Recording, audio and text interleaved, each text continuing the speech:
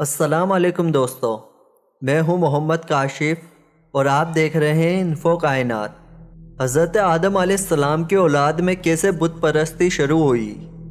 سب سے پہلے کس کا بت بنایا گیا؟ سب سے پہلا شخص کون تھا جس نے بت بنایا؟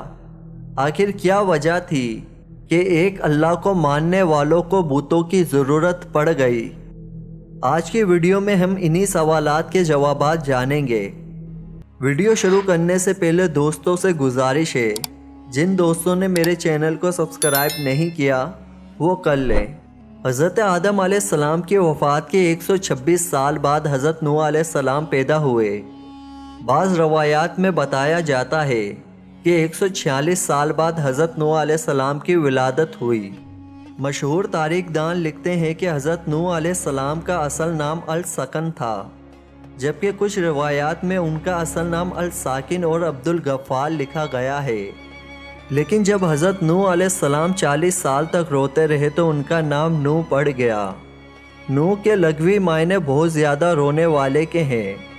حضرت نوح علیہ السلام کے والدین مومن تھے۔ حضرت نوح علیہ السلام کے والد کا نام شیش تھا اور والدہ کا نام کیشوش بنت قابیل تھا۔ اللہ تعالیٰ نے حضرت نوح علیہ السلام کو تب نبوت عطا فرمائی۔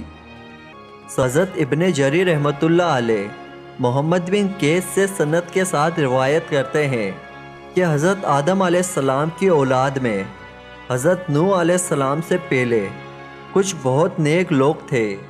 ان کی پیروی کرنے والوں کی تعداد بہت زیادہ تھی۔ لوگ ان کی ایسے ہی مانتے تھے جیسے نبی کی باتیں۔ یہ تعداد میں 5 تھے، جن کا نام ود، سوا، یاغوث، یوم اور نصر تھے۔ لوگ ان سے بے حد محبت کرتے تھے۔ جب ان 5 کا انتقال ہوا تو لوگ رنجیدہ رہنے لگے۔ شیطان نے لوگوں کے دلوں میں یہ بات ڈال دی، عبادت گاہوں میں رکھ دیے تاکہ عبادت میں دل لگا رہے۔ پھر وہ ابن حاتم رحمۃ اللہ علیہ حضرت امام باقر رحمۃ اللہ علیہ سے روایت کرتے ہوئے لکھتے ہیں کہ ود ایک نیک شخص تھا اور وہ اپنی قوم میں بہت محبوب تھا۔ جب وہ فوت ہو گیا تو اس کی قوم کے لوگ بابل کی سرزمین پر اس کی قبر کے ارد گرد بیٹھ کر روتے رہے۔